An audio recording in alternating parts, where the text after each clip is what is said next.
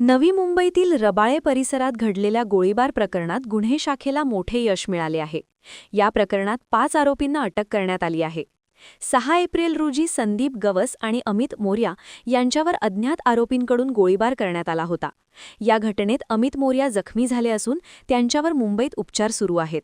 या प्रकरणाचा तपास करताना गुन्हे शाखेने सीसीटीव्ही फुटेज आणि तांत्रिक विश्लेषणाच्या आधारे आरोपींचा माग काढला. गोळीबारासाठी वापरण्यात आलेली मोटारसायकल चोरीची असल्याचेही उघड झाले आहे. पोलिसांनी सापळा रचून राहुल सहानी याला अटक केली.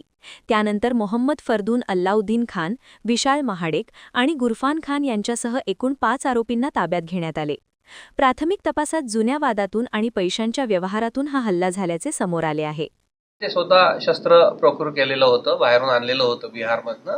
त्या संदर्भात सुद्धा तपास चालू आहे आणि इतर जे अँगल्स आहे त्याला कोणी मदत केली का हे पुढील तपासामध्ये निष्पन्न होईल. याच्यामध्ये तांत्रिक तपास आणि पोलीस स्टेशनच्या टीम्स होत्या, त्यांच्याकडे असलेल्या इंटेलिजन्सच्या आधारावर त्या बाईक चोराचा शोध घेण्यात आलेला आहे आणि इतर जे आरोपी आहेत त्यांचा सुद्धा तशाच प्रकारे शोध घेण्यात आले. बाईक दुसऱ्या व्यक्तीने चोरी